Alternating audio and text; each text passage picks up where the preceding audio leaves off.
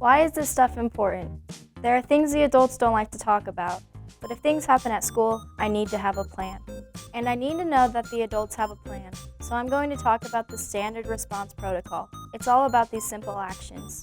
The first action is hold. Stay in your classroom, clear the hallways. The second action is secure. Get inside, lock outside doors. The third action is lockdown. Locks, lights, out of sight. The fourth action is evacuate. A location will be announced. The fifth action is shelter. The hazard and safety strategy will be announced. So let's get started and learn about hold. Hold in your classroom or area, clear the halls. Hold in your classroom or area, clear the halls. Something is happening in the halls and the school needs to get it sorted out. So we'll stay in our classroom even if the bell rings. Try to do classwork, but remind your teacher to lock and close the classroom door. Won't I be marked tardy for my next class? Not during a hold. And if I'm in the cafeteria or the gym? Depending on what's happening, you might be asked to stay in your area if you aren't in a classroom. Unlike a lockdown, a hold can be released with a PA announcement. Students, all clear, the hold is released. All clear, the hold is released. I'm James. I'm a school resource officer. Kids, get inside, hustle. Secure, get inside, lock outside doors. Secure, get inside, lock outside doors. Why are we doing it? We're doing this because something is happening in the neighborhood near the school and we have to get you guys inside. Could be crimes out there, could be riots, could be a dangerous animal, could be zombies. James, zombies aren't real. You don't know that.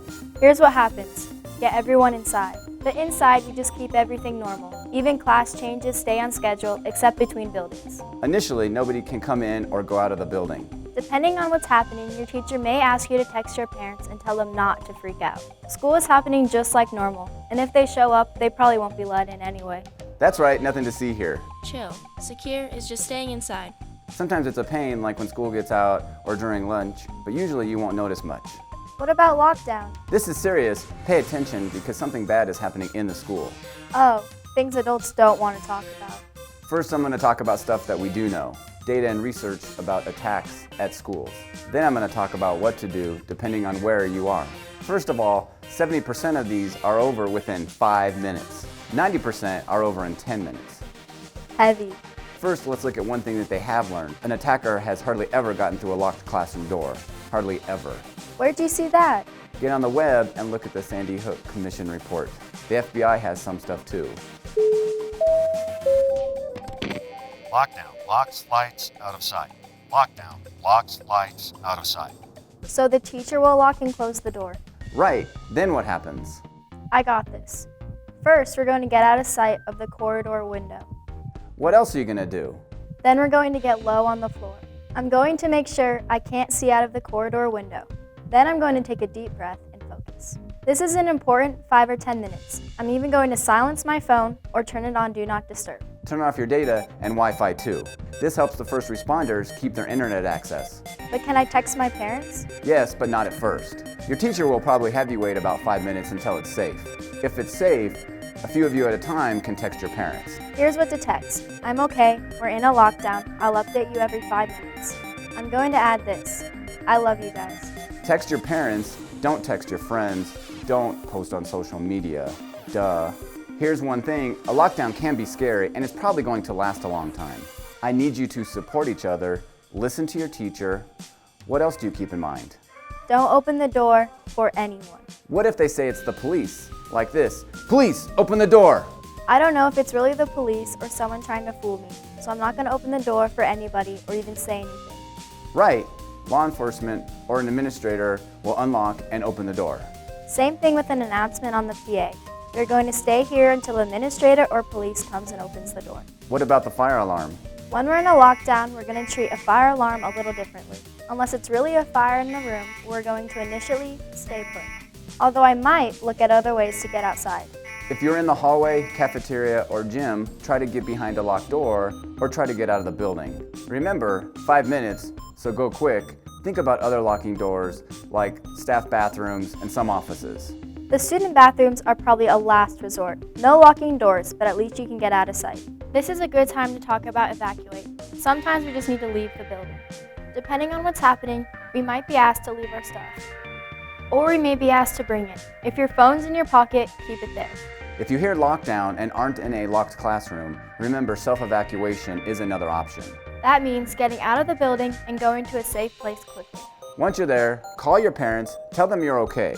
The school might also give you an emergency number to contact. What happens when police release a lockdown? Police or an administrator will open the door and begin the classroom evacuation.